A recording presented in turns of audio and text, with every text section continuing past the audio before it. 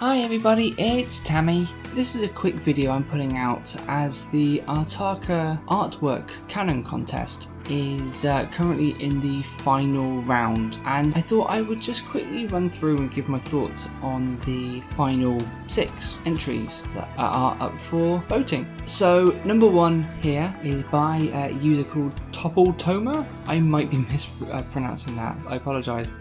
I really like this one. Just say off the bat, all of these are very good. It's very vivid. The colours are bold. It looks almost kind of like a comic book or an animated movie poster. What I really like about it, the clever use of kind of just silhouetting in the background with Kazani kind of not overshadowing but being quite clearly in the background. The Toamata canisters down the side. Kind of just, it's obvious, but it's also subtle.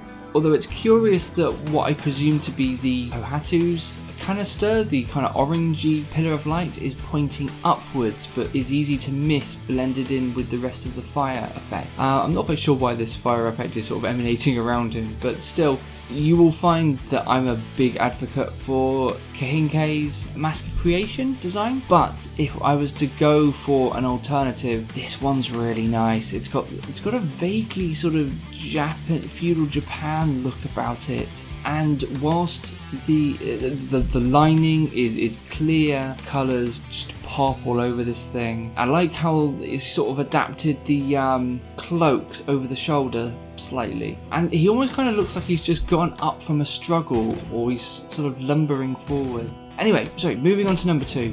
So this one is possibly the most interesting of the bunch. So the intention is that it is done based on the Miramax trilogy concept art. If any of you ever looked at the concept art for Mask of Light, Legend of Metro Nui, Web of Shadows, that's the style they were going for, including like the kind of the little marker board in the bottom corner with the date and concept. And sorry, just this design is by Mr. N, who of course created the winning artwork for Hellrix. I mean, that is an incredible piece. In regards to the intention of making it look like a piece of concept art from the movie trilogy, like it is on point.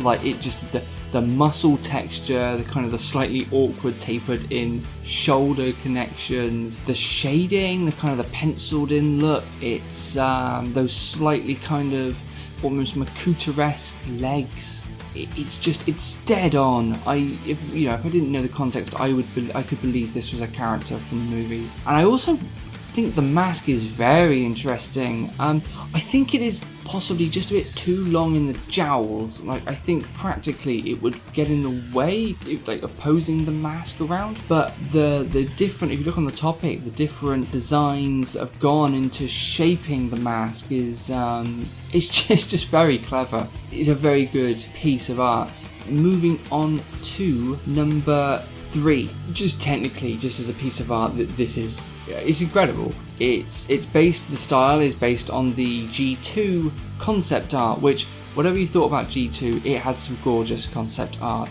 and this has got that style dead on. This was created by a user called Perpetual. I know it's not the most important thing, but I do love how the Toamata canisters are made to match up with the ones in the Matanui saga, the green glow. I'm a bit confused timeline-wise. Are the Toamata in stasis? But in which case, is this the Coderex? In which case, what's Artaka doing there? I love the subtle use of lighting coming from the chest and the hammer. That's a nice little detail there. The mask is it doesn't get the most detail in the artwork. I don't dislike it, but I don't know, I think it's lacking a kind of an immediately distinctive silhouette, which I think the other mask designs have over it slightly. Like, I know this one's a real favourite, but I'll have some more thoughts in a minute. Entry 4 is by a user called Bucky or Buki. I've jabbed at this one a little bit. I know that the intention is that it's kind of from a lower angle looking up, so the perspective slightly broadens out as you get lower down. I still think, even given that, the feet are just too big. But I'm not gonna lie, it does look really nice, and the feet are kind of simplistic enough that I can kind of ignore them. I really like that it's set, is ostensibly Setsun Artaka. The way the hammer has been interpreted is really, it is simple but really nice, and the little inscription on there. I love that there is a little kind of I'm trying to think, like a decorative detail on the top of the staircase, just on the side there, that looks like the Toamata's Suvas. That's a nice little detail. Yeah, it's really nice, and I love the Kinkei's mask. I'm gonna jump to entry 6 here for a second. I think just because it's a really nice piece of artwork. It is very good for the art style it's going for. The mask leaves me a little bit underwhelmed. I think its design is taken from part of the Unity Duty Destiny symbol turned on its side, which I think is a lovely idea, and I really like where that thought is coming from. I don't know if it really works in this instance though. I don't dislike it. It's just it doesn't pop for me in the way the other ones do. But I do like the moody kind of the lighting, the kind of yellowish atmosphere. Oh, and that one, to give credit properly, is by Toa Elrond. And so finally, I'm just going to back step 1 to entry 5, and this has been done by a user called Crunchy, and I'm not going to kind of mince my words here. I love this piece of artwork. Like, I want this as a full-sized canvas on my wall. It is a very difficult to do thing that they've done here. It's very low light, but you can still tell the greenish tone.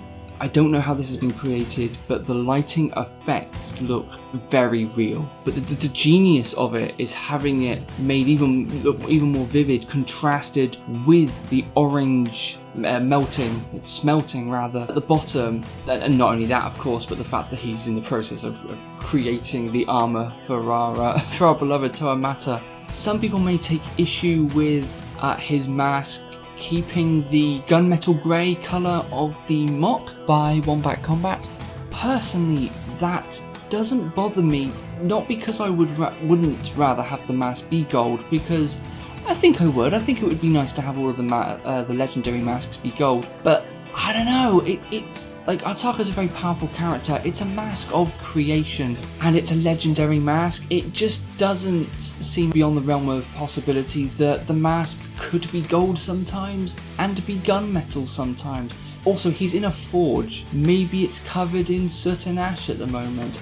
I honestly, I think it's fine. I don't think even if this was made canon, it really, I think, would take away from anyone who wanted to have their model wear a gold mask of creation.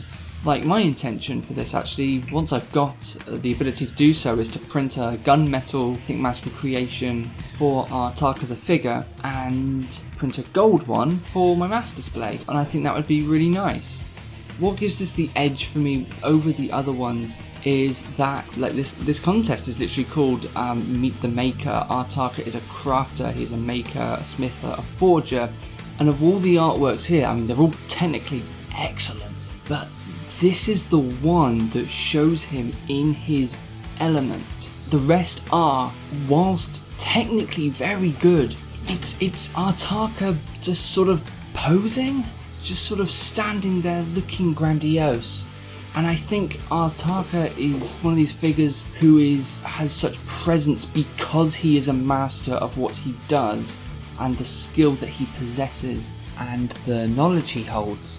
And this, it's almost literally spilling off the page. Anyone listening to this, if you're voting, if you want to vote for any of the other entries, then fair enough. I don't blame you. Like, they are incredible. I would just ask you to consider, is it just a case of it looks really cool? And a lot of these look very cool in different ways, and I just feel like we've got a real opportunity here to have a beautiful piece of art that shows the character in his element doing what it is that distinguishes him from all the other big players in the Bionicle universe. I swear I have absolutely no vested interest in this race. I don't know any of the individuals who created these great pieces of art. I just felt very strongly about this piece of art, and I wanted to share it, is all.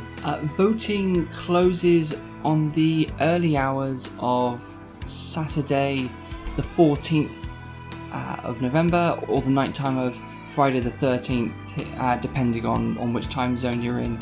I don't know if I've convinced anyone, or if anyone has thoughts similar to mine here, or even if you don't, that's fine. Feel free to leave a comment in this video, or indeed join in the discussion on the TTV message boards. Either way, I'll be back with something a little bit more normal soon. Thank you for listening to my ramble. Okay, bye.